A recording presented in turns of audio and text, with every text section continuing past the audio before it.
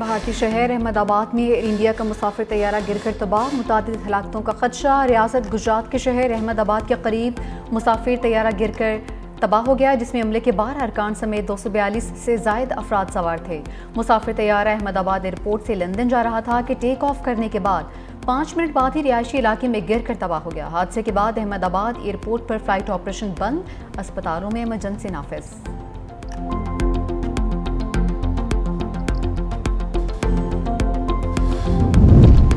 Chairman Peoples Party Bilawal Bhutto Zardari اور آصفہ بھٹو زرداری کا بھارتی مسافر طیارے کے حادثے پر افسوس کا اظہار۔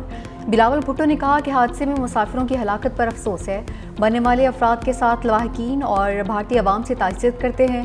خاتون اول آصفہ بھٹو زرداری نے کہا کہ طیارہ حادثہ دل دہلا دینے والا سانحہ ہے، دکھ کی اس گھڑی میں بھارتی عوام کے ساتھ ہیں۔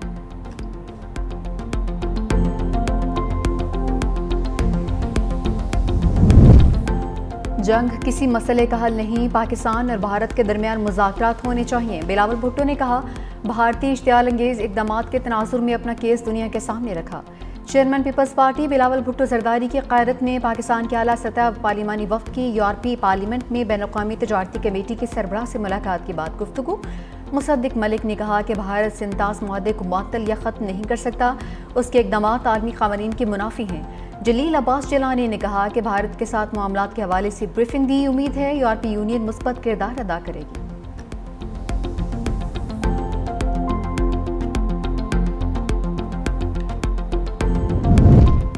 خطے میں نئی جنگ کا آغاز بہت ہی خطرناک ہو سکتا ہے، سینیٹر شیری رحمان کا ایران اسرائیل کشیدگی پر اہم بیان۔ کہا، دوسری جنگ عظیم کے بعد اس وقت دنیا میں کئی چھوٹی بڑی جنگیں چل رہی ہیں۔ جنگوں کے اثرات صرف ایک ملک تک نہیں، دنیا کے تمام ممالک متاثر ہوتے ہیں۔ کہا، دنیا مزید کسی جنگ کی متحمل نہیں ہو سکتی۔ اثر و رسوخ رکھنے والے ممالک کو چاہیے دنیا میں امن کو قائم کرنے کے لیے ہر ممکن کوشش کریں۔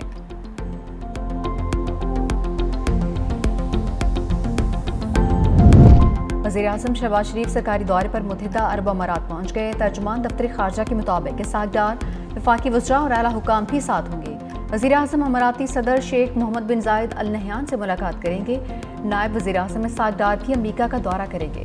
اسحاق ڈار اقوام متحدہ کے زیر اہتمام فلسطین کے مسئلے پر 17 سے 19 جون کو بین الاقوامی کانفرنس میں شرکت کریں گے۔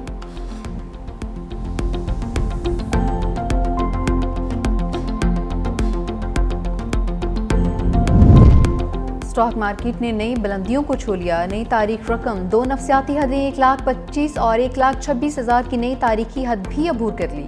اسٹاک مارکیٹ میں سرمایہ کاروں کی بجٹ سے مثبت توقعات کے بعد مسلسل زبردست تیزی کا رجحان دیکھا جا رہا ہے۔ ٹریڈنگ کے دوران 100 انڈیکس میں 2000 سے زائد پوائنٹس کا اضافہ۔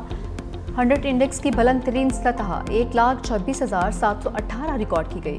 اس وقت انڈیکس 1,24,284 کی سطح پر ٹریڈ کر رہا ہے۔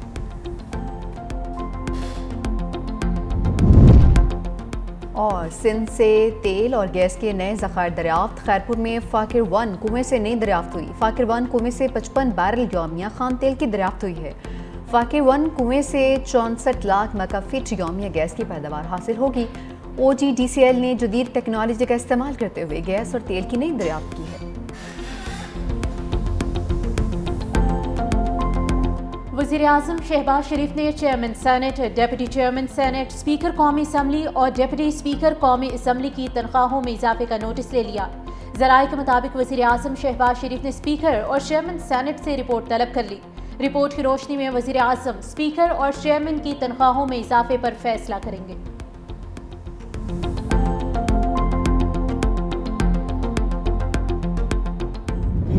دور میں پاکستان ایک پوری سرمائی کے لیے 1 روپیہ جاری نہیں کر سکا۔ کیا 4 سالوں میں کوئی ایک ترقیاتی منصوبہ بنایا جس پر وہ انگلی رکھ سکیں؟ ماں سوا یہ کہ ہر کسی کو چور ڈاکو کہا۔ اگر IMF کے پروگرام کو کوئی بند کرانا چاہتا ہے، ایک ہندوستان ہے یا پھر PTI ہے۔ سابقہ حکومت کا دور ملکی زر مبادلہ کے تمام ذخائر کھا گیا۔ سابقہ حکومت کی تباہی کی ہم آج بھی پیوند کاری کر رہے ہیں۔ وزیر منصوبہ بندی حسن اقبال کی پریس کانفرنس، کہا کہ PTI دور کی بارودی سرنگیں ہم آج بھی صاف کر رہے ہیں۔ IMF پروگرام کو کوئی بند کروانا چاہتا ہے تو ایک جانب ہندوستان ہے تو دوسری PTI ہے۔ سپہ سالار پر ایک ہندوستان تنقید کر رہا ہے، دوسری PTI ہے۔ پاکستان کی بہتری کی گواہی عالمی ادارے دے رہے ہیں۔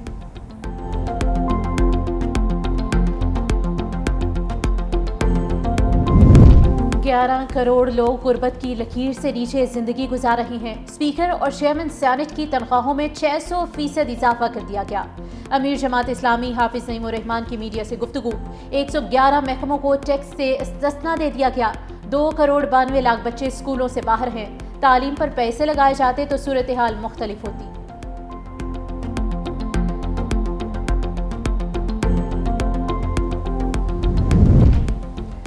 سندھ کا 3056 ارب روپے اور خیبر پختونخوا کا 2070 ارب روپے کا بجٹ کل پیش کیا جائے گا۔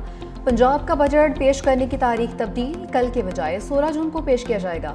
وزیر خزانہ مشتبہ شجاع الرحمان کہتے ہیں صوبائی بجٹ کی تیاری جاری ہے، کچھ وقت لگے گا۔ بجٹ ٹیکس فری ہوگا، عوام پر کوئی نیا ٹیکس نہیں لگایا جا رہا۔ بلوچستان کا بجٹ بھی جون کی شام 4 بجے پیش کیے جانے کا امکان۔ وفاقی حکومت کا بجٹ جو ہے IMF کے ایک سخت پروگرام میں ہوتے ہوئے بھی کوشش کی گئی کہ لوگوں کو ریلیف دیا جائے۔ پنجاب کا بجٹ بھی مکمل طور پر ٹیکس فری بجٹ ہوگا۔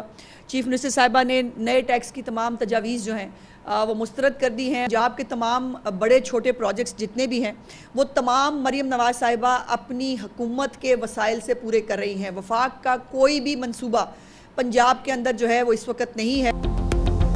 پنجاب کا بجٹ ٹیکس فری ہوگا۔ IMF پروگرام کے باوجود وفاقی بجٹ میں عوام کو ریلیف یقینی بنایا گیا۔ وزیر اطلاعات پنجاب اسما بخاری کی لاہور میں پریس کانفرنس۔ کہا پنجاب میں اس وقت وفاق کا کوئی منصوبہ نہیں، پنجاب نے تمام منصوبے اپنے وسائل سے شروع کیے۔ 17 پنجاب کے حوالے سے نئی تاریخ رقم کی گئی۔ پنجاب میں تعلیم کے حوالے سے بہت کام کیا گیا ہے۔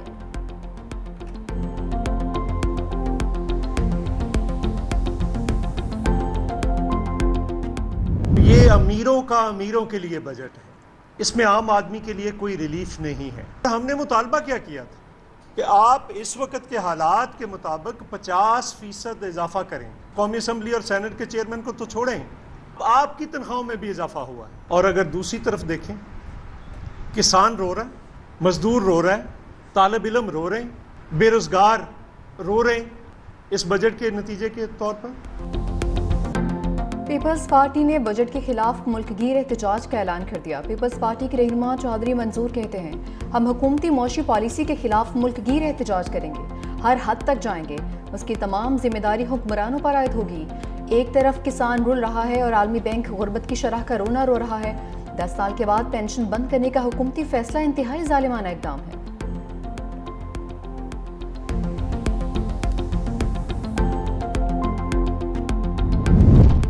صدر مملکت آصف علی زرداری سے آزاد کشمیر قانون ساز اسمبلی کے ممبران کے وفد کی ملاقات۔ آزاد کشمیر کی موجودہ صورتحال پر تبادلہ خیال۔ وفد نے صدر مملکت کو آزاد جموں کشمیر کے مسائل اور ترقیاتی ضروریات کے حوالے سے آگاہ کیا۔ ملاقات میں آزاد جموں کشمیر کے مسائل اور خطے میں سہولیات کی فراہمی پر بھی گفتگو۔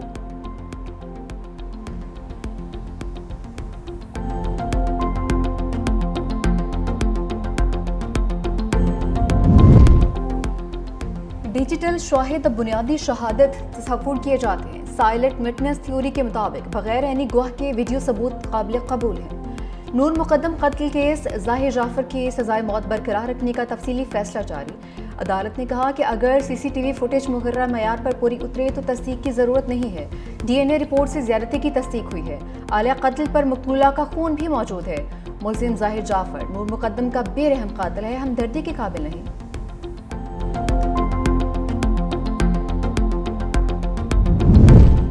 کراچی کے مختلف علاقے پھر لرز اٹھے۔ جھٹکے قائد آباد اور ملیر میں محسوس کیے گئے۔ زلزلہ پیما مرکز کے مطابق زلزلے کی شدت 2.6 جبکہ گہرائی 10 کلومیٹر تھی۔ زلزلے کا مرکز ملیر کے جنوب میں تھا۔ کراچی میں گزشتہ چند روز میں سینکڑوں یا درجنوں جھٹکے محسوس کیے جا چکے۔